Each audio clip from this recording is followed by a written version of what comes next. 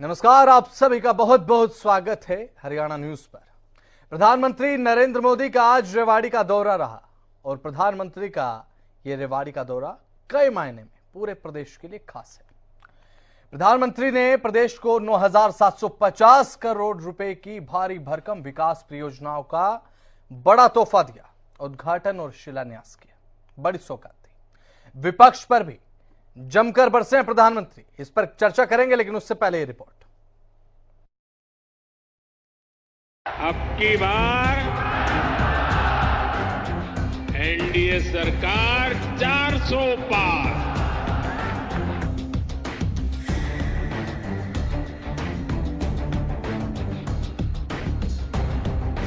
प्रधानमंत्री नरेंद्र मोदी का रेवाड़ी का दौरा काफी खास रहा। प्रधानमंत्री नरेंद्र मोदी ने हरियाणा को कई बड़ी सौगातों से नवाजा है।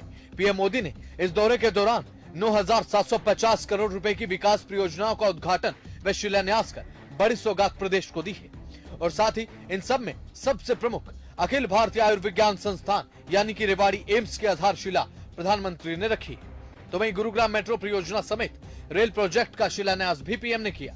पीएम ने इस दौरे के माध्यम से 2024 लोकसभा चुनाव का बिगुल बजा दिया है और इसी के साथ पीएम मोदी ने जनता को संबोधित करते हुए अपनी जीत का दावा ठोक दिया और एक बार फिर से पीएम ने अब की बार 400 पार के साथ एनडीए सरकार का नारा भी दिया। रेवाड़ी ने 272 पार का आशीर्वाद दिया था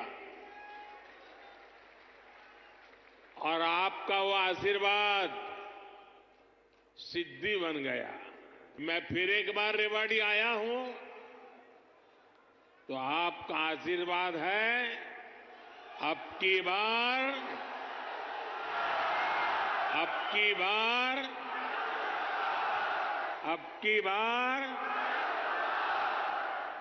एनडीए सरकार 400 पार।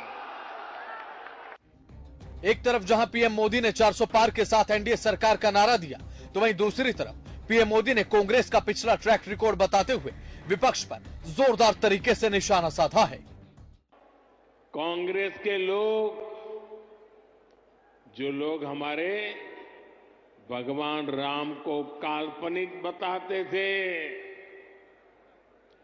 जो कभी नहीं चाहते थे कि अयोध्या में प्रभु राम का मंदिर बने, वो भी अब जय सिया राम बोलने लगे हैं। कांग्रेस का ट्रैक रिकॉर्ड क्या है? कांग्रेस का ट्रैक रिकॉर्ड देश की आधे से अधिक आबादी को दशकों तक छोटी छोटी जरूरतों से दूर रखना का है, तरसाने का है।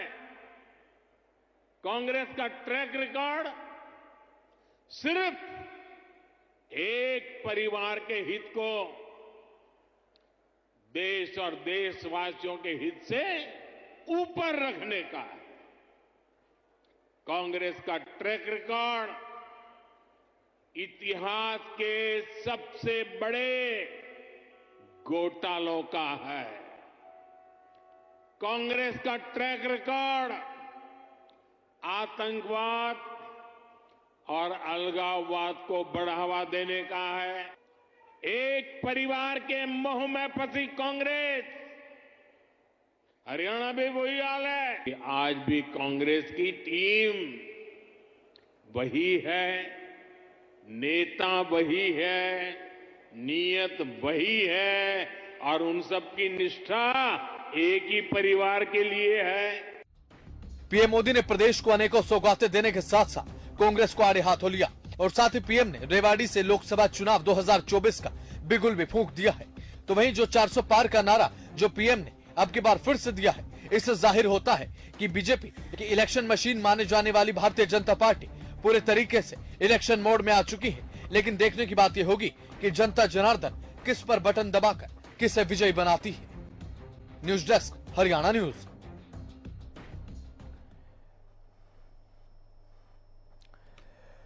तो देखा आपने किस तरह से प्रधानमंत्री नरेंद्र मोदी ने 2024 को लेकर एक तरफ जहां प्रदेश को बड़ी सौगातें दी हैं, तो लोकसभा चुनाव 2024 का बिगुल भी प्रधानमंत्री ने बजा दिया है। कांग्रेस पर भी जोरदार तरीके से प्रधानमंत्री निशाना साधते हुए नजर आए। चर्चा की शुरुआत करते हैं। अपने पैनल में मौजूद मेहमानों से आपका परिचय करा देते हैं। वंदना पोपली प्रवक्ता भारतीय जनता पार्टी, बजरंग दास गर्ग प्रवक्ता कांग्रेस और नवीन गौड़ प्रवक्ता आम आदमी पार्टी, रजत पंजेटा प्रवक्ता इनेलो, राजेंद्र जादौन वरिष्ठ पत्रकार हमारे साथ इस पैनल में जुड़ चुके हैं। आप सभी का बहुत बहुत स्वागत हरियाणा न्यूज पर।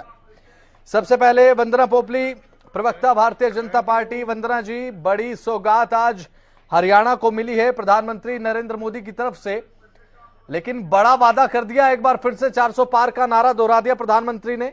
किस तरीके से देखती हैं वंदना जी? देखिए बसंत जी, आज प्रधानमंत्री मोदी जी रेवाड़ी पहुंचे। क्या आपको मेरी आवाज आ रही है? जी जी, सुन पा रहे। जी जी। तो आज रेवाड़ी जब पहुंचे तो परियोजनाओं का उद्घाटन करने के लिए पहुंचे। तकरीबन 9,750 करोड़ से अधिक की परियोजनाएं थी, जिसमें एक सबसे बड़ी परियोजना रेवाड़ी के एम्स को लेकर थी और आज उसका जो उद्घाटन शिलान्यास हुआ है। और प्रधानमंत्री मोदी जी ने कहा है कि शिलान्यास भी हमने किया है और उद्घाटन भी हम करेंगे। और आज जिस प्रकार से जोश दिखाई दे रहा था लोगों में, लोगों ने जिस प्रकार से स्वागत किया प्रधानमंत्री मोदी जी का, वो उन्होंने बता दिया कि अभी 2024 के चुनावों में प्रधानमंत्री मोदी जी जो उनके सामने आंकड़ा रखा है, क्योंकि प्रधानमंत्री मोदी जी ने कहा कि 370 धारा खत्म की है, तो आंकड़ा भी 370 का है और एनडीए का 400 पार की हम बात कर रहे हैं। तो उसको पार करने में जिस प्रकार से जोश दिखाई दे रहा था दक्षिण हरियाणा का, एनसीआर का, वो ये दिखाई दे रहा था कि 400 का नंबर जरूर पार होगा और 370 भारतीय जनता पार्टी का जो नंबर है वो पार जरूर होगा। उसके पीछे कारण भी है। मैं मानती हूँ कि जिस प्रकार से नरेंद्र मोदी जी ने पूरे भारत के लिए काम किया है, अगर मैं बड़ी परियोजनाओं की बात करूं तो उन्होंने बड़े एक्शन भी लिए हैं। जहां तक धारा 370 की बात कर लीजिए, ट्रिपल तलाक को हटाने के लिए बात कर लीजिए, महिलाओं के लिए नारी शक्ति वंदन कानून बनाने की बात कर लीजिए, और उसके साथ ही जिस प्रकार से जो हमारे पड़ोसी देश है उनको मुंहतोड़ जवाब देने का काम किया है। और उसके साथ अगर प्रत्येक व्यक्ति तक पहुंचना, उनके कार्यों को करना, जन कल्याणकारी कार्यों को करना, उसमें भी प्रधानमंत्री मोदी जी कहीं पीछे नहीं रहे। हर घर में नल, हर नल से जल, उज्ज्वला योजना की बात कर लीजिए, शौचालयों की बात कर लीजिए, जनधन खाते की बात कर लीजिए, तो उसके अलावा इंफ्रास्ट्रक्चर की भी बात मैं करूं तो इंफ्रास्ट्रक्चर को एक नई बुलंदियां मिली हैं, नई ऊंचाइयां यहाँ पर मिल रही हैं। हमने हरियाणा में भी देखा है और पूरे देश में जिस प्रकार से इंफ्रास्ट्रक्चर की डेवलपमेंट हो रही है, ये सब बताता है कि प्रधानमंत्री मोदी जी किस प्रकार से लोगों के दिल में छाए हुए हैं, किस प्रकार से लोग ये मानते हैं कि एक पहली ऐसी सरकार आई है जो कि पूर्ण सरकार, इससे पहले अटल बिहारी वाजपेयी जी की भाजपा की सरकार थी, लेकिन वो जो है वो पूर्ण सरकार नहीं थी, क्योंकि उनके साथ में वो गठबंधन के साथ वो पूर्ण रूप नंबर पूरे उनके पास नहीं थे। तो ये पूर्ण एक ऐसी सरकार है जो लोगों के लिए विकास। ठीक है वंदना पोपली जी, एक बहुत बड़ा वादा 400 पार का प्रधानमंत्री नरेंद्र मोदी ने किया है। लौटूंगा वंदना जी आपके पास। कांग्रेस प्रवक्ता बजरंग दास गर्ग जी हमारे साथ इस चर्चा में शामिल है। बजरंग जी, बड़ी सौगात के साथ प्रधानमंत्री नरेंद्र मोदी ने आज हरियाणा को नवाजा है, बड़ी सौगातें मिली हैं और साथ ही साथ कांग्रेस पर भी जमकर निशाना साधा कि जो पहले राम का नाम नहीं लेते थे वो अब राम का नाम लेने लगे हैं। और साथ ही कांग्रेस क्या एक परिवार तक सीमित है क्या? बसंत जी, हरियाणा में 2019 में नारा दिया था अब की बार 75 पार और 40 पर टक्के रह गए। हालात तो इनके ये है, मोदी जी हर चीज की गारंटी लेते हैं। मेरी गारंटी है 2 करोड़ युवाओं को नौकरी की गारंटी कहां गई? किसान की आय 2 गुना करने की गारंटी कहां गई? यहां तक कि 35 रुपए पेट्रोल डीजल देने की गारंटी कहां गई? 250 रुपए रसोई गैस सिलेंडर देने की गारंटी कहां गई? ये जुमले की सरकार है, ये जुमले के बाजी करती है और बाद में कहती है ये तो जुमला था। 15-15 लाख में खाते में डालने वाला जुमला सिद्ध हुआ। इनकी हर गारंटी, इनकी हर बात जुमला होती है, जुमला समझ के ये बोलते हैं, बाद में खुद मान जाते हैं वो तो एक जुमला था। हरियाणा में कहा अब की बार 80 पार, 80 को भाई 90 पार कर लो। मोदी साहब 400 क्यों भाई, 572 की यहाँ 600 पार बोल दो, कौन रोक रही है। एक बात कहूं बसंत जी, सपना देखना सबका अधिकार है। ये दिन में भी सपने देखते हैं, जागते भी सपने देखते हैं। सरकार ने शुक्र है सपनों पर किसी प्रकार का टैक्स नहीं लगाया। बसंत जी मैं एक बात पूछना चाहता हूँ, किस नाम की वोट मांगेंगे ये, इस नाम की वोट मांगेंगे। हमने किसानों का दुड़ा दुड़ा कर पिटा, हमने छात्रों को दुड़ा दुड़ा कर पिटा, आंगनबाड़ी महिलाओं को पिटा, हमने चुने हुए सरपंच को कुटा, सरकारी कर्मचारी जो इनके खुद के एम्प्लॉय है उनको दुड़ा दुड़ा कर पिटा। इस नाम की वोट मांगेंगे या इस नाम की वोट मांगेंगे कि हमने जो है 750 किसान इनके राज के अंदर शहीद हो गए, इस नाम की वोट मांगेंगे। एक बात और देखिए, आज मोदी साहब ने क्या कहा हीर बेल्ट के अंदर जवानों के लिए, मैं बताना चाहता हूं, जय जवान जय किसान का नारा कांग्रेस के राज में दे गया। पूरा प्रधानमंत्री लाल बहादुर शास्त्री ने जय जवान जय किसान का नारा दिया था। वो जवानों की वीरों की धरती है हीर बेल्ट। क्या मोदी जी क्या सिद्ध करना चाहते हैं, हमारे राज के उस नारे को आगे बढ़ाया तो है, जय विज्ञान जय अनुसंधान के साथ मिलता था है। नो वही तो बात है, अग्निवीर योजना लिया है, युवाओं की भावना के साथ खिलवाड़ कर रहे हैं, फौज को कमजोर कर रहे हैं। ये वो लोग हैं, पक्की नौकरी क्यों देते भाई। अग्निवीर 4 साल की ट्रेनिंग करवाएंगे, इम्तिहान लेंगे, जब वो सीख जाएंगे अपने घर चले जाओ। ये तो ये नौकरी देते हैं, कच्ची नौकरी दे। फौज में भी कच्ची नौकरी होती है क्या? चलो ठीक है, कि किसी देश के अंदर भी फौज के अंदर कच्ची नौकरी। आप पूरा इतिहास देख लिए, जब से देश आजाद और तब से अब तक पक्की नौकरी होती थी फौज के अंदर।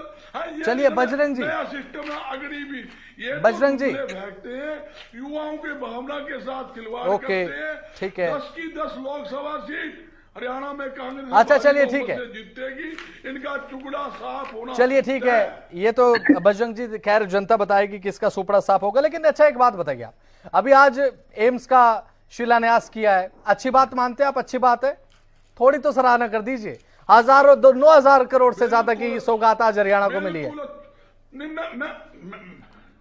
मैं आपके चैनल के माध्यम से ये सराहनीय कदम है, मैं कहता हूं, मगर 10 साल के अंदर 2014 से लेकर 24 हो गए, 10 साल में आधारशिला रखी है, उसका आप तैयार कब होगा?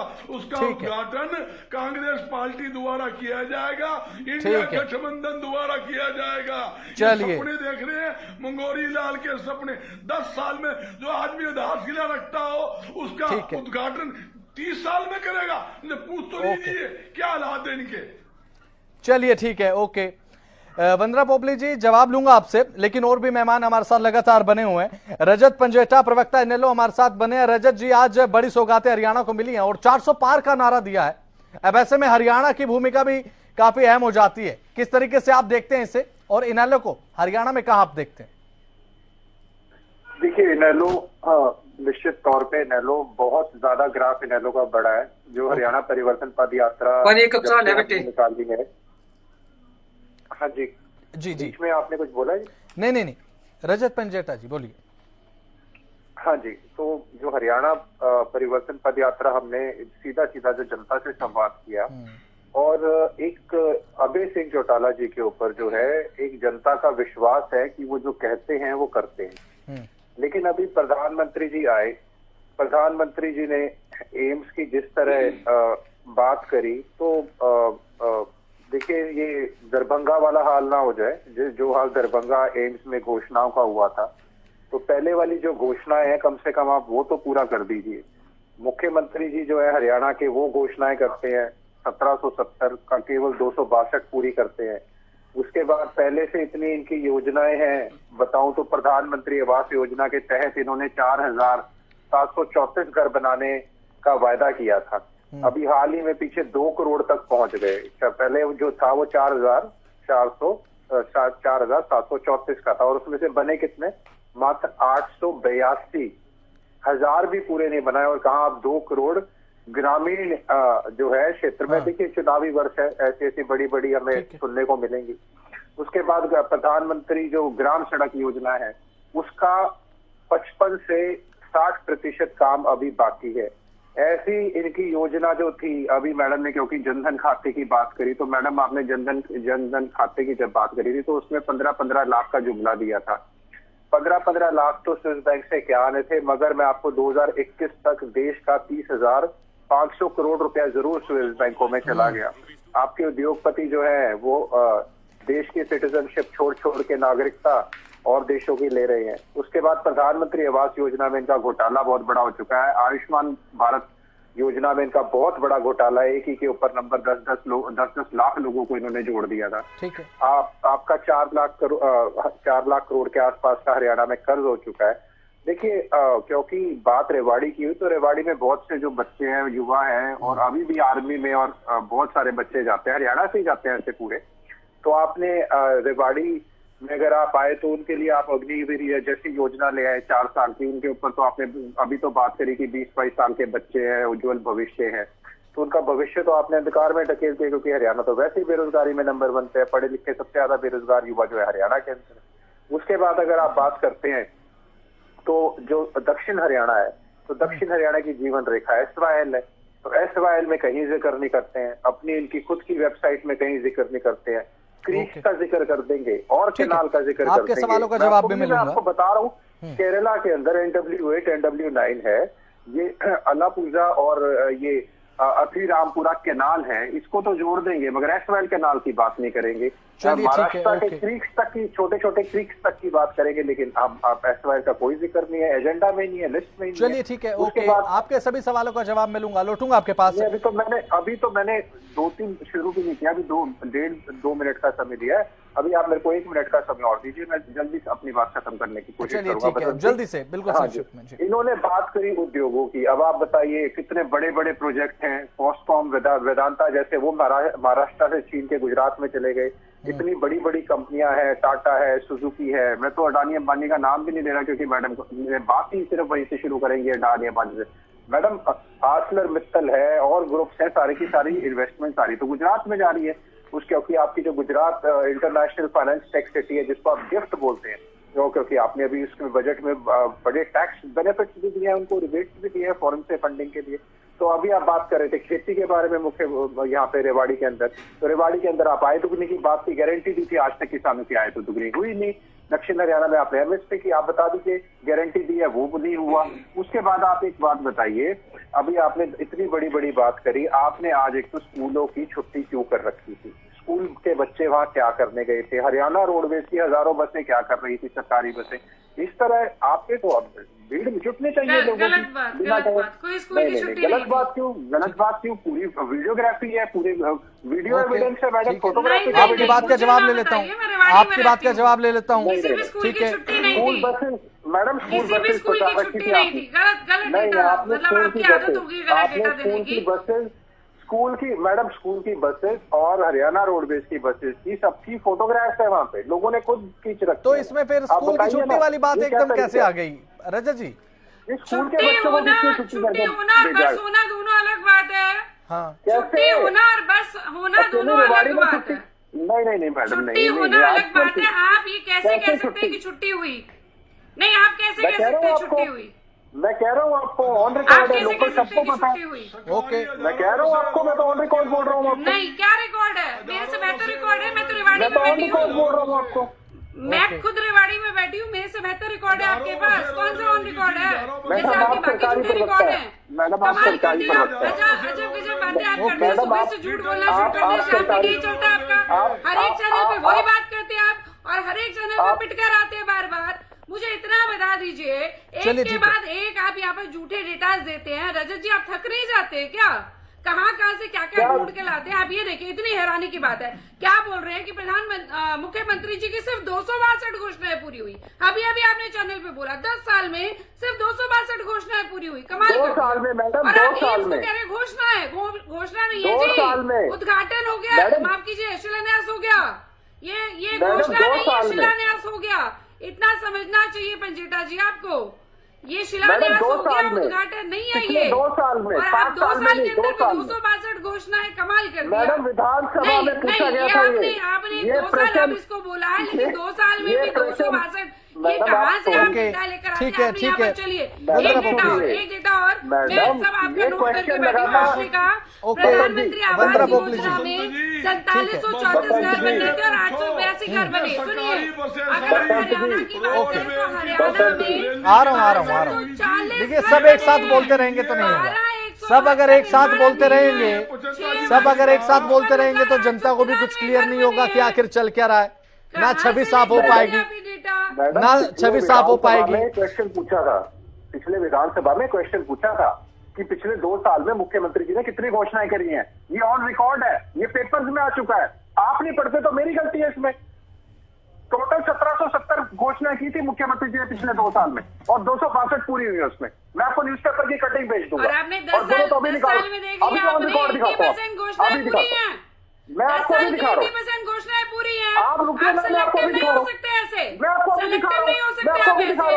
10 साल में 80% घोषणाएं पूरी हैं, उसको आप नहीं बोलेंगे यहाँ पर, उसमें नहीं बोलेंगे आप। कोरोना टाइम पीरियड के आंकड़ों पर मत खेलिए रजत पंजेटा। कोरोना टाइम पीरियड के आंकड़ों पर खेलना बंद कर दो रजत पंजेटा। कोरोना टाइम पीरियड के आंकड़ों पर खेलना बंद कर दो रजत पंजेटा। देश देख रहा है, ओके ठीक है, चलिए ठीक है। अगर 80% से ज्यादा घोषणाएं पूरी हैं, आप कोरोना पीरियड की घोषणाओं को यहाँ पर उनको काउंट करेंगे? कोरोना की बात नहीं कर रहा मैडम, आप कोरोना पीरियड के आप यहाँ पर डेटा बात नहीं कर रहा कोरोना की। प्रधानमंत्री आवास योजना को लेकर अभी आपने इतना बड़ा झूठ बोला। मैं आपको बता रही हूँ 55,893 घर बन चुके हैं, 19,657 फ्लैट बन चुके हैं। ये डेटा मैं आपको दे रही हूँ, ऑन रिकॉर्ड है। और अभी आपको भेज देती हूँ मैं आपको। चलिए ठीक है, ओके ठीक है, खत्म होगी मैडम। चलिए ठीक है, अभी चर्चा लगातार जारी है। वंदना जी, कौन सा खत्म होगी? ठीक है वंदना जी, लौट रहा हूं आपके पास। रजत पंजेटा जी, आप भी अपने जो न्यूज़पेपर की कटिंग है जिसकी बात आप कर रहे हैं वो निकाल के तैयार रखिए। इससे पहले मैं चलता हूं, आम आदमी पार्टी के प्रवक्ता नवीन गौड़ हमारे साथ लगातार बने हुए। नवीन गौड़ जी, बड़ा ऐलान किया गया प्रधानमंत्री की तरफ से, अब की बार 400 पार एनडीए के साथ, एक बार फिर से एनडीए की सरकार, किस तरह से आप देखते हैं इसे?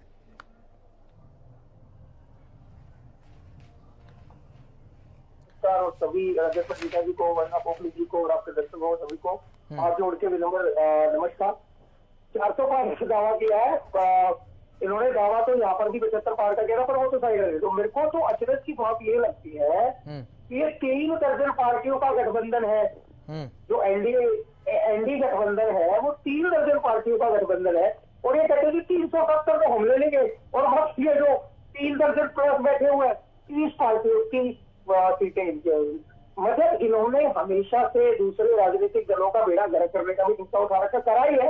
इनके साथ जो भी मिला उसका बेड़ा गर्क हुआ है, चाहे वो राजनीतिक दल हो और चाहे वो नेता हो। अब आते हैं आज की रैली पे, जो रेवाड़ी में पीजीआई का इन्होंने शिलान्यास पत्थर लगाया है। बड़े अचरज की बात है, 2015 में ये लोग अनाउंसमेंट करते, 2015 में अनाउंसमेंट करते, 2023 में जाकर पत्थर लगाते। कितने बड़े अचरज की बात है देश के लिए। और मैं आपको एक बात और बताऊं, दरभंगा में तो मोदी जी एक भाषण में ये कह के आगे थे कि हमारे को दरभंगा में जो पीजीआई चल रही है उसमें बहुत बेहतरीन इलाज चल रहा है, हजारों लाखों लोग उसमें इलाज करवा रहे हैं। तो मैं तो वो प्रतीक्षा कर रहा था कि मोदी जी रेवाड़ी में आके कभी ये कहेंगे कि बड़ा इलाज चल रहा है, तो इन्होंने कम से कम वहां पे तो नहीं आए। पर इस देश के साथ, इस हरियाणा की जनता के साथ जो धोखा किया है, जबरदस्ती सराहना कराने वाली बात। कोई कह रहे थे अभी डिबेटर में पिक्चर तो नहीं पड़ रहा कि सराहना तो कर दीजिए। ठीक है रजत जी, लौटूंगा आपके पास। रजत जी आ रहा हूँ आपके पास, आ रहा हूँ, जब आऊंगा जब दिखाइएगा। मैं एक बार कंप्लीट, ठीक है प्रवक्ता आम आदमी पार्टी। जो इनका मैनिफेस्टो था, उस मैनिफेस्टो पे तो इस बार आ जाइए। इन्होंने कहा था कि हर डिस्ट्रिक्ट में एम्स बनाएंगे। बताओ कितने डिस्ट्रिक्टों में इन्होंने एम्स बनाए? मैं आपको बताऊं, कल की रैली में एक आदमी हार्ट अटैक होकर मर गया। अब भारतीय जनता पार्टी के प्रवक्ता प्रतिनिधि जी, हमें तो पता नहीं कहाँ से खबरें आती है। इनको हर चीज पे दिखाओ, खबर निकाल के, कटीन निकाल के दिखाओ। एक आदमी हार्ट अटैक होकर मर गया, अगर पीजीआई होती शायद वो बच जाता। तो इन्होंने काम के नाम पर कल की रैली में कल की रैली में मैडम जी आज हुई है भाई साहब, सॉरी आज हुई है रैली, आज हुई है। आपने बोला कल की रैली में, मैं कह रहा हूँ गलत निकल गया, आज हुई है। कोई नहीं वो शायद प्रदर्शन की बात कर रहे हैं, वो शायद प्रदर्शन की बात कर रहे हैं। खराब हुई, किसी की तबीयत भी नहीं खराब हुई। अब देखो ये जो नहीं रैली बोल रहे हैं, बसंत शर्मा ही रैली बोल रहे हैं। हाँ रैली बोला इन्होंने, ठीक है शर्मा ठीक इसे है, चेक कराइए प्लीज। ओके ओके ओके ठीक है। पॉपली जी रनिंग कमेंट्री सबको करनी आती है, प्लीज टाइम दीजिए। तो इनके रैली में आगे बढ़ जाता अब इनको नहीं मैं आपको ये बता रही हूँ कि कोई नहीं मरा है, आप इसको चेक करिए। मुझे पता था ना, ये तो आप कहेंगे ही, ये मैंने पहले ही बोल दिया, आप ये कहेंगे, आपको फिर उसके लिए न्यूज पेपर की कटिंग ठीक है, आपको। अरे चैनल वाले बैठे ना, उनसे पूछ लीजिए, वो तो लाइव वहाँ पे रिपोर्टिंग कर रहे थे ना। मैं आपको टोक नहीं रही हूँ, आपको सिर्फ इतना बता रही हूँ कि गलत इन्फॉर्मेशन मत दीजिए। यहाँ चैनल वाले बैठे, उनसे पूछ लीजिए। ठीक है वंदना पोपली जी, वंदना पोपली जी आ रहा हूँ आपके पास जी। नवीन गौड़ जी बात पूरी कीजिए। तो अब मैं, इन्होंने मोदी जी ने जो एक रैली और करी थी इन्होंने शुरुआत में हरियाणा में, वो रैली भी मुझे इनकी याद आती है। उस रैली में इन्होंने क्या क्या कहा था, मैं थोड़ा सा याद दिलाना चाहता हूँ, मेरे पास वीडियो भी है, मैं दिखाना तो चाहता हूँ, पर कोई बात नहीं, मैं इसको कह रहे। इन्होंने कहा था कि जी पाकिस्तान में हरियाणा के किसानों का पानी जा रहा है, राजस्थान के किसानों का पानी जा रहा है, हम पाकिस्तान का पानी रोकेंगे, हम हरियाणा के किसानों को पाकिस्तान के पानी ला करेंगे। एक शब्द इन्होंने उस बात पे नहीं कहा, एक बार इनके मुंह से पाकिस्तान में जो पानी जा रहा है उसको लेकर एक बात नहीं कही। इन्होंने वर्ल्ड बैंक और पेंशन की बात करी थी, बड़े सारे सिपाही फौजी उसमें रिटायर्ड आर्मी मैन आए थे इनकी पहले वाली रैली में, एक बार इन्होंने वर्ल्ड रैंक पे वन पेंशन की आज बात नहीं की। जो इनके पुराने वादे हैं उन सारे पुराने वादों को भूल के बैठ गए हैं। ठीक है ओके मैं एक बार कंप्लीट करूं सर, मेरा टाइम तो आता तो वंदना पोपली जी था जी। अब बताइए चलिए। तो झांसा राम जी फिर से दोबारा हरियाणा की जनता को झांसा देने के लिए फिर से हरियाणा में आ गए। इतनी झूठ बोल के ये लोग जाते हैं, एक भी काम इन्होंने हरियाणा की जनता को जो वादे करे थे एक भी पूरा नहीं करा। प्रधानमंत्री जी ने जब प्रदेश में समस्या आती है तो प्रधानमंत्री जी फौरन चले जाते हैं। अब मणिपुर में समस्या आती है तो फौरन चले जाते हैं। अब देश में किसान धरने पे बैठे हुए हैं, मोदी जी रैली कर रहे हैं, और रैली में गजब की बात है, एक बार भी प्रधानमंत्री ने किसानों के बारे में बात नहीं करी, एक बार भी प्रधानमंत्री जी ने एमएसपी की बात नहीं करी। और बड़ी बातें वंदना पोपली जी बैठ के यहाँ पे कर देंगी डिबेट पर, जो कर दिया वो कर दिया, एक भी कॉन्क्रीट बात नहीं करी। और जो बातें आपने पहले करी थी हर उन बातों पे आपकी पार्टी फेल हुई है, हर उन बातों पे आपकी ठीक है, आपके सवालों का जवाब भी लूंगा मैं, लेकिन राजेंद्र जादौन हमारे साथ, हमारे वरिष्ठ पत्रकार लगातार बने हुए। राजेंद्र जी सभी के आरोपों को आपने सुना, लेकिन प्रधानमंत्री नरेंद्र मोदी का जो 400 पार का दावा लोकसभा चुनाव को लेकर है, क्या नामुमकिन सा लगता है क्या राजेंद्र जी? क्योंकि आप तो राजनीति को भली बातें समझते भी हैं। आजाद भारत के इतिहास में केवल एक बार हो पाया ऐसा, जब राजीव गांधी जी प्रधानमंत्री बने थे। आपका क्या तर्क है? नहीं देखिए, ऐसा है जी कि अभी कॉन्फिडेंस में है मोदी सरकार, और प्रधानमंत्री मोदी जी का कॉन्फिडेंस बहुत बड़ा हुआ है। कॉन्फिडेंस बढ़ाने का काम जो है ये ममता बनर्जी ने किया है, तो आम आदमी पार्टी ने भी किया एक तरह से, कि कांग्रेस के साथ उनका तालमेल नहीं बन पा रहा। ठीक है। तो सीटों का बंटवारा जो इंडिया में नहीं हो पाया, और नीतीश कुमार जी जो संयोजक थे और जिन्होंने इंडिया गठबंधन की पहल की, वो एनडीए में चले गए, तो स्वाभाविक है कि कॉन्फिडेंस बढ़ेगा। और अब ये है कि अभी भी जो है स्थिति काफी कमजोर है इंडिया गठबंधन की, क्योंकि मुझे लगता है कि इंडिया गठबंधन क्या कि कांग्रेस ही रह जाएगी, कांग्रेस के साथ कुछ और छोटे दल जो समर्थन करते हैं वो रह सकते हैं। तो ऐसी स्थिति में स्वाभाविक रूप से जो है ना, भारतीय जनता पार्टी का और प्रधानमंत्री नरेंद्र मोदी जी का आत्मविश्वास बढ़ता जा रहा है कि वो 400 के पार करेंगे। उनको लगता है माहौल भी कुछ ऐसा बना हुआ है, कुछ मंदिर वाला इशू है, उसको लेकर भी एक भावनात्मक माहौल देश में है, खासतौर से उत्तर भारत में और हिंदी प्रदेशों में है। साउथ में उसका प्रभाव कम हो सकता है, उसमें कुछ तो प्रभाव पड़ेगा। तो अब इस वजह से जो है वो ठीक है कि एक मौका था, एक अवसर था एम्स के उद्घाटन का, चलो हरियाणा को एम्स मिलने जा रहा है, वो थोड़ा नहीं बजरंग जी देखिए, बजरंग दास जी, बजरंग दास जी देखिए, इस बात से तो आप भी राब्ता रखेंगे, इस बात से तो आपको भी इत्तेफाक रखना पड़ेगा कि नॉर्थ में बीजेपी मजबूत है। अगर आप राम मंदिर को लेकर बात ना भी करेंगे तो हिंदी पट्टी के विधानसभा चुनाव में तो भारतीय जनता पार्टी जीत कर आ रही है, हिंदी पट्टी में तो जीत रही है बीजेपी। साउथ में क्या हुआ? तो साउथ की बात तो कही ना, राजेंद्र जी ने भी तो कहा ना, साउथ में हालांकि हो सकता है कितना माहौल ना हो, लेकिन 400 पार का माहौल बना हुआ है। साउथ की तो बात कही है राजेंद्र जी ने भी। नहीं ये तो देखिए, नो ये पर्सनल कमेंट नहीं कि बीजेपी की भाषा बोल रहे हैं। देखिए बजरंग जी देखिए, नहीं ये बात मैं आपकी मानने के लिए तैयार नहीं हूं। नहीं बजरंग जी नहीं, उनका अपना आकलन, अपना है बजरंग जी, उनका आकलन अपना है। आपके पास आऊंगा मैं, आप बात रखें। नहीं है, उनकी भाषा है, हमेशा उन्होंने भारतीय जनता पार्टी। ठीक है, लौटूंगा आपके पास। राजेंद्र जादौन जी, आप अपनी बात पूरी कीजिए। नहीं देखिए, ऐसा है कि अभी जो 3 राज्यों के हिंदी क्षेत्र के जो 3 राज्यों के विधानसभा चुनाव में जो कुछ हुआ, तो भारतीय जनता पार्टी ने सरकार बना ली, तो स्वाभाविक है कि वहाँ इस तरह का भाजपा का माहौल बना हुआ है अभी, और लोकसभा चुनाव में भी वो लगभग दोहराया जाएगा। ओके। अब वो क्या हम वस्तु स्थिति को नकारते हैं, बिल्कुल छोड़ दें, या एक अच्छी तरीके से कहने लग जाए कि कांग्रेस की जो है ये इंडिया गठबंधन से क्यों बनाया था?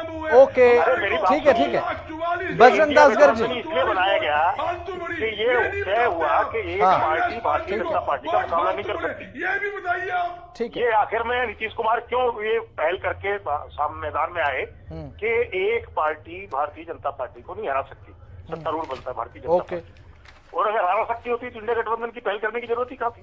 ठीक है, और स्वाभाविक है, और फिर जब इंडिया गठबंधन बिखर रहा है तो निश्चित तौर पर उसका भारतीय जनता पार्टी लाभ लेगी।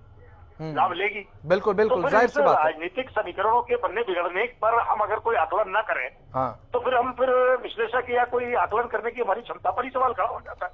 बिल्कुल, तो ये है कि अब ये देखना चाहिए इनको। तो अभी चुनाव कोई बहुत दूर नहीं है, और मैं लगता है कि अगर ये इनको लगता है कि अकेली कांग्रेस ही बेहतर प्रदर्शन कर लेगी तो फिर करके दिखा। मुझे लगता है कि रिजल्ट चाहे 400 के पार ना भी हो, लेकिन भारतीय जनता पार्टी जो है बढ़त में है इस समय। ठीक है, ओके, आंकड़ा कुछ भी हो। प्रवक्ता कांग्रेस बजरंग दास गर्ग जी, देखिए आपका जो वोट प्रतिशत है वो बढ़ा। पिछले विधानसभा चुनाव की बात करूं, पहले सुन लीजिए। 2019 में जब लोकसभा चुनाव हुआ, उससे पहले जब 2018 के विधानसभा चुनाव हुए थे, उस समय जिन राज्यों में बीजेपी ने अभी जीत दर्ज की है, उन राज्यों में आपकी सरकार आई थी, आप जीते थे। लेकिन उन्हीं राज्यों में लोकसभा चुनाव जब हुआ तो सरकार बीजेपी की बनी, आपको नकार दिया गया था जनता की तरफ से, याद होगा बजरंग जी आपको। और उन्हीं विधानसभा चुनाव 2023 में बीजेपी ने तीनों राज्यों में अपनी सरकार बनाई। तो 2024 में आखिर किस तरह से आप कह सकते हैं कि बीजेपी स्ट्रांग नहीं है?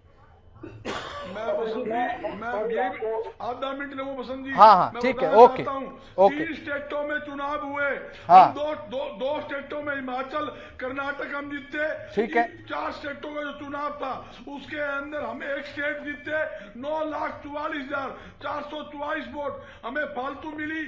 आप देखिए 2004 के अंदर कितनी सीटें दी भारतीय जनता पार्टी के पास, विधानसभा में हरियाणा में कितनी सीटें दी, अप डाउन होता रहता है। ये नवीन गौड़ आ रहा हूं आपके पास, नवीन जी आ रहा हूं आपके पास इसके बाद। हाँ, भारतीय जनता पार्टी उत्साही है, 400 सीटें लेके जाएगी, कहां से ले जाएगी? ठीक है, इसका मतलब और कोई पार्टी नहीं है। अगर मान लो ममता बनर्जी बंगाल में लड़ती है चुनाव, अपने दम पर लड़ेगी, वो सीटें नहीं लेके जाएगी। बिहार अपने दम पर लड़ेगा, वो सीटें नहीं लेगी। या मुलायम साहब यादव जी है, वहां चुनाव यूपी के अंदर अपने दम पे वो। लेकिन ममता बनर्जी ने तो कह दिया ना कि कांग्रेस 40 भी जीत के दिखा दे। ममता जी ने तो कह दिया कि कांग्रेस 40 भी जीत के दिखा दे। समझो मेरे कहने से क्या होता है, मैं कह दूं भारतीय जनता पार्टी 50 नहीं लेकर जाएगी, उसका आंकड़ा हो गया। मैं यही बताता हूँ, अलग अलग स्टेटों में अलग अलग क्षेत्रीय दल होते हैं, क्षेत्रीय दल का अपना अपना महत्व है, वो सीटें लेके जाएगी, इस बात को इनकार नहीं करते। ये कहना कि अकेला भारतीय जनता पार्टी 400 सीटें लेके जाएगी, 370 हमारी आएगी और 33 दल 37 मिला रखे हैं, वो 30 वो लेके जाएगी, इसका मतलब दल तो नाम के दल है, उनके पल्ले कुछ नहीं है। इसका मतलब एक डमरू बजाना वाली बात हो रही है। बसंत जी आप समझिए बात को। ठीक है, ओके। कहाँ खेला जा रहा है, ये झूठ की दुकान है। ये लोग गुमराह करके चश्मा चढ़ा के हरा चश्मा चढ़ा के लोगों ठगने का काम करना है। ये वो ठग्गू की दुकान है, ये ठग्गू के लड्डू की दुकान है ये तो। बजरंग दास गर्ग जी, आज हम कर पूरी तैयारी में आए, लग रहा है लौटूंगा आपके पास में। ओके ठग्गू के लड्डू। ठीक है, चलिए ठीक है, ओके। नवीन गौड़ जी बहुत देर से हाथ उठा रहे हैं। जी नवीन जी आ रहा हूँ, वंदना जी आपके पास आ रहा हूँ मैं, उसके बाद रजत पंजेता, लेकिन वंदना जी बस एक सेकंड आपके पास आ रहा हूँ, बहुत देर से हाथ उठा रहे हैं। हाँ बिल्कुल, दिल के 20 सेकंड लोग नोट कर लीजिए। वंदना जी की अपनी स्टॉप वॉच स्टार्ट करते। देखिए भारतीय जनता पार्टी के दोनों प्रवक्ता अपनी बात पूरी शिद्दत से रखते हैं और बहुत अच्छी बात है रखनी भी चाहिए। मैं राजेंद्र जी से ये पूछना चाहता हूँ, इन्होंने कहा कि आम आदमी पार्टी कांग्रेस का ये नहीं हो रहा। भाई हमें आप उसके बारे में तो आप बड़ा विचार विमर्श करते हो, बड़ा रखते हो, पर आप जरा ये भी बता दो जेजेपी और भारतीय जनता पार्टी का सीटों का बंटवारा हो गया कि नहीं हो गया। आप जरा ये भी बता दो उनके बीच में क्या कमाकशी चल रही है। नहीं वो तो विधानसभा चुनाव की बात है ना, वो तो विधानसभा चुनाव की बात है ना जी। लोकसभा भी तो है सर, शर्मा जी लोकसभा भी है, लोकसभा भी तो लड़नी है। लोकसभा जेजेपी लड़ेगी, बीजेपी लड़ेगी, खट्टे लड़ेंगे, एक साथ लड़ेंगे। राजेंद्र जी ने एक सवाल बात के ऊपर आया, नहीं लोकसभा बताओ आम आदमी पार्टी गठबंधन तो विधानसभा चुनाव में हुआ था। हम आपकी ये अपेक्षा करते हैं कि आप एकदम न्यूट्रल होकर बात करें, पर अगर आप इस तरीके से करोगे तो हमें थोड़ा खराब लगता है। बाकी आपकी इच्छा जैसा। नहीं नवीन गौड़ जी बात ये नहीं है, मैं आपको बस एक बात ये बता रहा हूं कि अभी लोकसभा चुनाव होना है, 2 से 2.5 महीने के बाद वोटिंग है। बीजेपी के पास अभी 10 की 10 लोकसभा सीटें हरियाणा की बात आप कर रहे हैं, तो जेजेपी के साथ तो गठबंधन विधानसभा चुनाव को लेकर है, लोकसभा चुनाव को लेकर तो सीटों के बंटवारे को लेकर मसला है ही नहीं, क्योंकि एनडीए में इस पे सवाल होना चाहिए बसंत जी, इस पे भी इनको बताना चाहिए कि भैया ये इकट्ठा लड़ रहे हो, एक साथ लड़ रहे हो, नहीं लड़ते हो, क्या कर रहे हो। ओके ठीक है, हाँ ये जवाब मैं ले लेता हूँ, ये जवाब मैं आपका ले लेता हूँ कि साथ लड़ रहे हैं नहीं, सीटों के बंटवारे को लेकर भी अभी आप बोल रहे थे। ठीक है वन्ना पोपली जी, चलिए ठीक है, ओके वन्ना पोपली जी, जुमले की सरकार है भारतीय जनता पार्टी, ये कहना है कांग्रेस प्रवक्ता का। इनेलो की तरफ से आरोप लगाया गया कि पहले की आप योजनाएं तो पूरी कर लीजिए, पहले के तो वादे पूरे कर लीजिए, नए वादे कर रहे हैं आप, कटिंग भी दिखा रहे हैं साथ ही साथ। रजत पंजेटा जी कटिंग भी दिखा रहे हैं सबसे पहले। हाँ जी रजत पंजेटा जी कटिंग भी दिखा रहे हैं। मैं तो कह रही हूँ कि कोरोना के टाइम के आंकड़ों पर खेलते हैं। ठीक है रजत जी, मैं कह रही हूँ कोरोना के टाइम के आंकड़ों पर खेलते हैं, नई बात क्या है इसमें, लेकिन पिछले 2 साल की है, कोरोना की नहीं है, पिछले 2 साल की है। ओके ओके सुन लीजिए, ठीक है ओके कोरोना के बाद की है। ओके वंदना जी, पिछले 2 साल की नहीं है ये, ठीक है पिछले 2 साल की नहीं है ये, सुन लीजिए, पढ़ के बताइए, मेरी बात सुन लीजिए। Last 2 years madam, last 2 years विधानसभा में पूछा क्वेश्चन, आप क्या बात कर रहे हो, ये क्वेश्चन विधानसभा में पूछा था। What is the date of the news, what is the date of the news, what is the date of news? Yes, I'm telling you, just hold on ma'am, just give me some time, I'm giving you the date.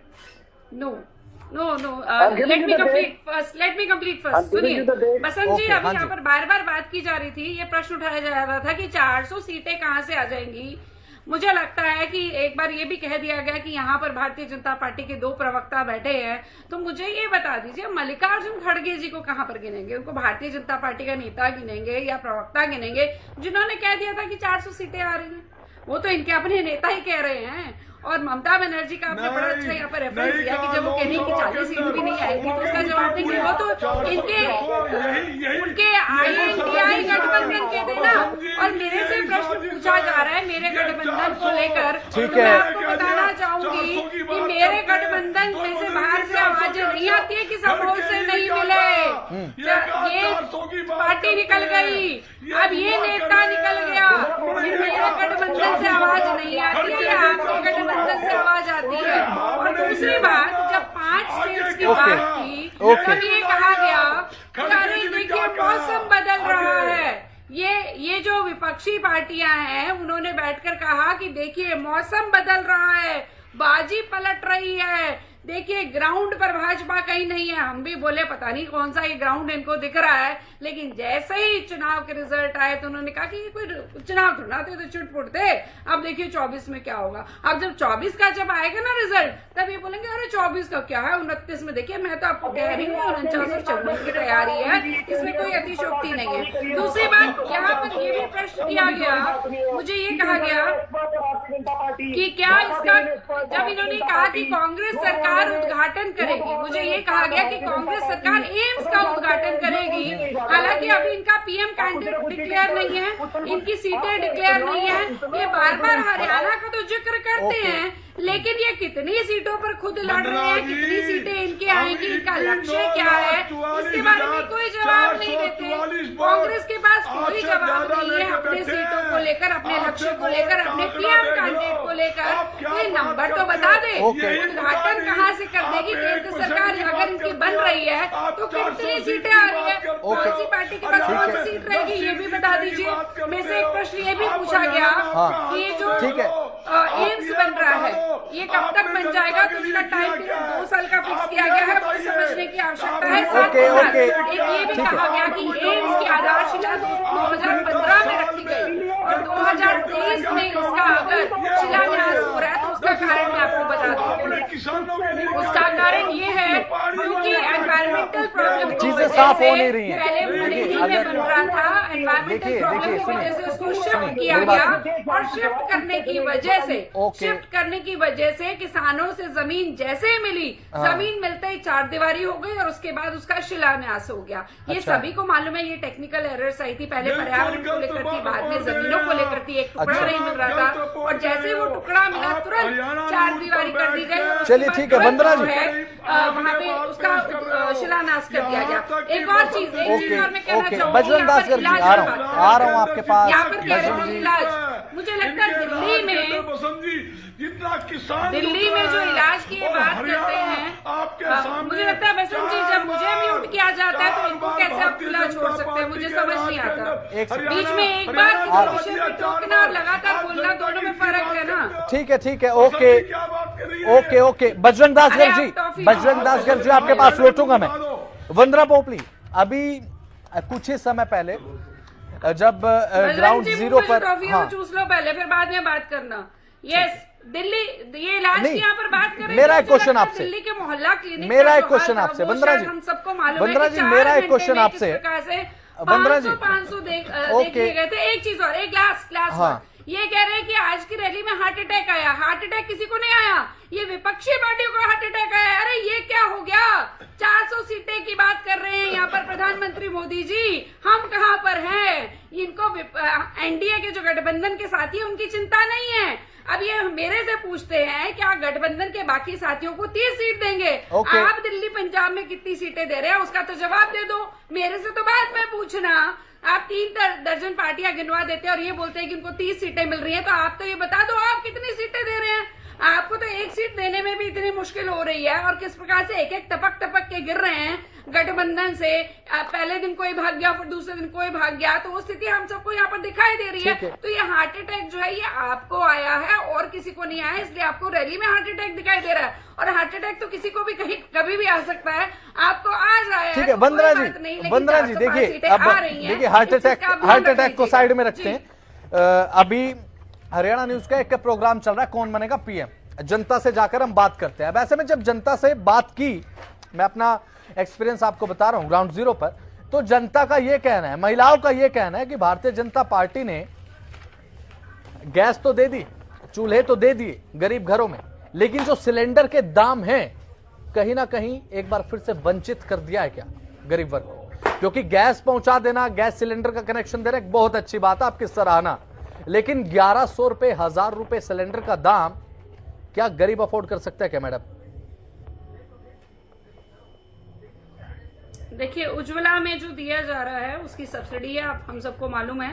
लेकिन जब यहाँ पे gas cylinder की बात होती है तो मैं राहुल गांधी का एक ट्वीट भी याद दिलाना चाहूंगी। रिसेंटली उन्होंने ट्वीट किया था, उन्होंने कहा था कि हमारे समय में बिना सब्सिडी के सिलेंडर 1200 का मिलता था, और मैं ये मानती हूँ कि सब्सिडी उस 1200 से कम जो सिलेंडर है वो हम दे रहे हैं, वो सब्सिडी इटली से नहीं आती थी, हमारी जेब से ही निकला करती थी। जो गरीब हैं उनके लिए उज्ज्वला योजना के तहत उनको सब्सिडाइज सिलेंडर मिल रहा है, लेकिन यहाँ पर 1200 का सिलेंडर अगर वो दे रहे थे तो भी वो सब्सिडी क्या हमारी जेब से नहीं जा रही थी। कान को यहाँ से पकड़ लीजिए या यहाँ से पकड़ लीजिए, 1200 से तो फिर भी सस्ता मिल रहा है। 999 रुपए की अगर मैं यहाँ पर बात करूं, ये राहुल गांधी का खुद का ट्वीट है, अगर आप चाहें तो मैं इसको दिखा भी सकती हूँ। उन्होंने खुद ट्वीट किया था कि हमारे समय में बिना सब्सिडी का सिलेंडर जो है वो 1200 का मिलता था। ठीक है, तो मुझे लगता है हमने भी सब्सिडी दी है, और जो बीच में अंतर्राष्ट्रीय कीमतें हैं वो भी हम इनको जानते हैं। और महंगाई की अगर मैं बात करूं, यहाँ पर अभी एक प्रश्न भी उठा था, उन्होंने कहा था उद्योगपति माफ कीजिएगा देश छोड़कर जा रहे हैं। मतलब कितना कॉन्ट्राडिक्टेड है, एक तरफ तो कहते हैं सूट बूट की सरकार है, उद्योगपतियों के लिए कर रहे हैं, फिर दूसरी तरफ क्या कहते हैं हाई नेटवर्थ वाले जो है वो लोग देश छोड़कर जा रहे हैं। और इसके अलावा यूपीए के समय में 13 से 14% महंगाई दर थी, और हमने तो एनडीए के 10 सालों में 4 से 6% रही, जो कि रिजर्व बैंक का टारगेटेड रहा, और हमने उसी के बीच में रखा। और सबसे ज्यादा जो कंपनियां हैं वो भारत में निवेश कर रही हैं। अगर किसी कंपनियों को बाजार दिख रहा है तो भारत का दिखाई दे रहा है। अगर पॉलिसी ठीक नहीं होती तो ऐसा नहीं होता। और हम 5वें सबसे बड़ी अर्थव्यवस्था बन रहे हैं, तो हम कहीं ना कहीं तीसरे नंबर की तरफ भी तो देख रहे हैं ना। तो ये मतलब 12वें नंबर से 11वें नंबर से सीधा 5वें नंबर पर आना, और वो भी कोरोना जैसी वैश्विक बीमारी के बाद, तो ये तो शोर मचाएंगे कि इनका काम यही है। इनको दिखाई देता कि किसी तरह से ये जो 400 का नंबर है ना, ये इनको घुमाया हुआ है कि ये क्या हो रहा है। तो ये कहीं ना कहीं आरोप लगाने की बात है। पंजेटा जी तरह तरह के आंकड़े निकाल लाते हैं, कभी ये आत्महत्या की बात करते हैं। अभी उन्होंने रिसेंटली कहा कि उन्होंने जॉब क्रिएशन की भी बीच में बात की थी। उन्होंने कहा कि जॉब क्रिएशन जो है तकरीबन हमारी 16.7%, थोड़े दिन पहले की बात है, उन्होंने मुझसे कहा था कि कम हुई है। एनएसएस और पीएलएफएस के जो आंकड़े हैं वो ये बताते हैं कि हमारी जॉब क्रिएशन जो है वो 58 मिलियन ज्यादा बढ़ी है। हमने उसको ज्यादा किया है। सिर्फ ये मैं सिर्फ कौन सी ईयर की बात कर रही हूँ, ये 2 सालों की बात कर रही हूँ मैं। ठीक है मैडम, लौट रहा हूँ आपके पास। बजरंग दास गर्ग जी, एक लास्ट कमेंट, बहुत संक्षिप्त में, समय की कमी है जी।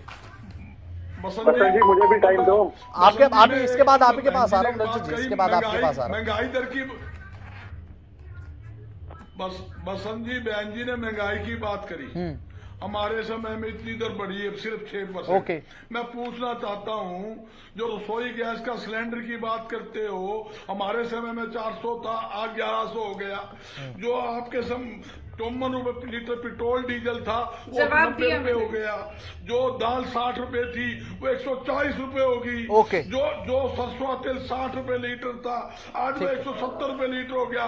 25 रुपए लीटर। आज दूध इनके राज में 55-60 रुपए, ये 6% बढ़ा है क्या? चलिए ठीक, ये नहीं बनाते, ये आंकड़ा का खेल खेलते हैं, जनता को गुमराह करते हैं। इनके राज के अंदर महंगाई आपका सवाल मैं लूंगा रजत पंजेटा जी। रजत पंजेटा जी, 2-3 गुना सामग्री। रजत पंजेटा जी, ओके। बजरंग दास गर्ग जी, आपका सवाल मैंने लिया।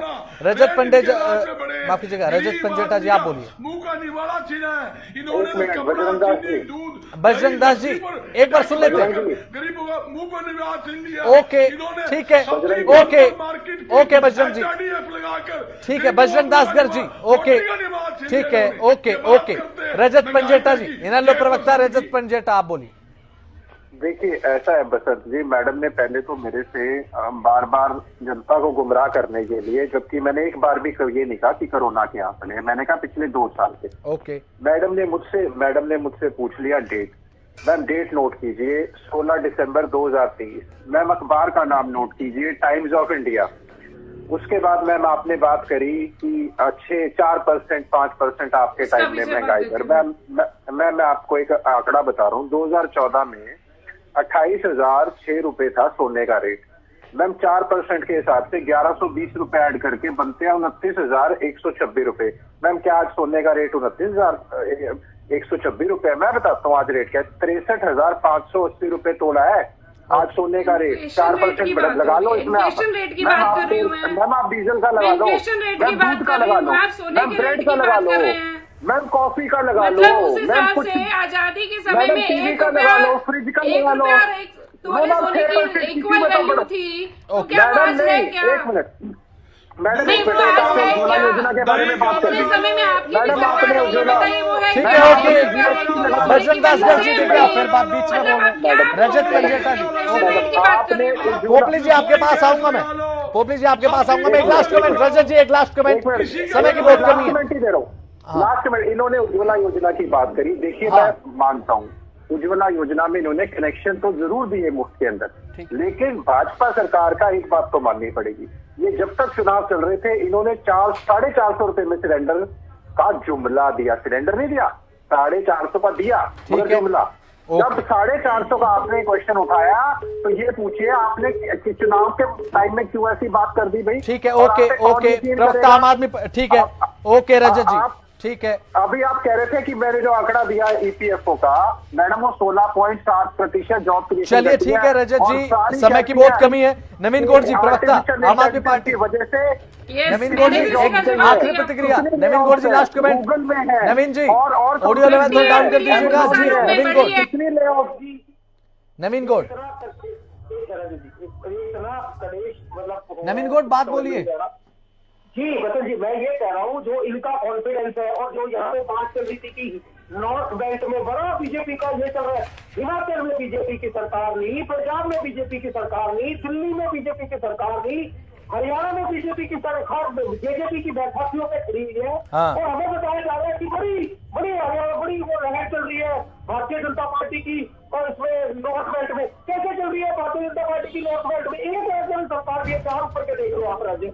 दूसरी बात ये चुनाव के पता नहीं क्या करी थी मोहल्ला क्लिनिक, आपकी तरह झूठे अनावरण नहीं करते मैंने ऑपरेशन जाके। अब जाके देखिए मोहल्ला क्लिनिक में कितने प्रकार के टेस्ट होते हैं, एमबीबीएस डॉक्टर बैठते हैं, अच्छे प्रकार से इलाज होता है।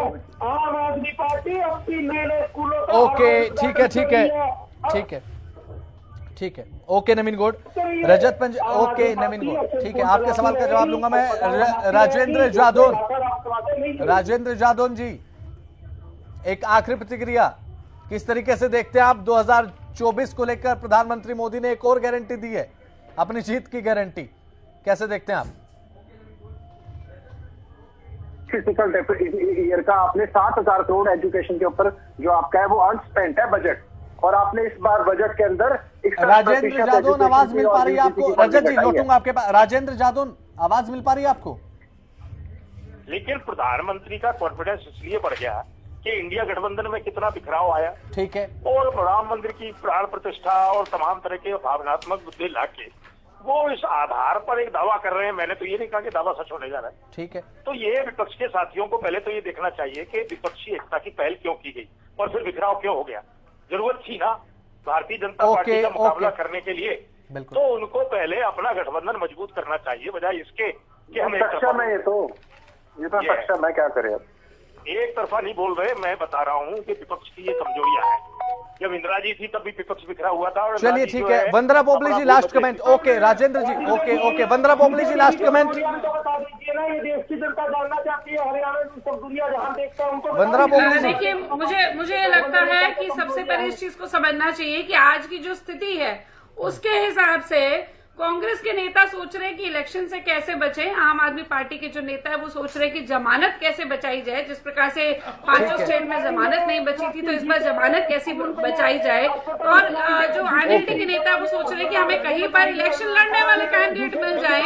तो ये वाली स्थिति है। उस समय में हम कह रहे हैं कि हम 10 से 10 सीट जीतेंगे और 400 पार जाएंगे। ये हमारा जनता को लेकर वायदा, जनता ने हमारे से ये वायदा किया है कि 370 का आप सभी का बहुत बहुत शुक्रिया। चर्चा खत्म, डिबेट खत्म। आप सभी का बहुत बहुत शुक्रिया हरियाणा न्यूज के साथ जुड़ने के लिए। तो अब 2024 को लेकर भी साथ बीत चुके पूरी तरीके से प्रधानमंत्री नरेंद्र मोदी ने एक बार फिर से 400 पार का नारा दे दिया है। 400 पार, अब की बार एनडीए के साथ एक बार फिर से जो मोदी सरकार है वो सत्ता में काबिज होती है क्या, ये बड़ा सवाल है। अब ऐसे में आखिरी में एक बार फिर से जो रोल प्ले करेगी वो जनता जनार्दन किसे स्वीकार कर किसे। इस बुलेटिन में इतना ही। आप देखते रहे हरियाणा न्यूज। नमस्कार।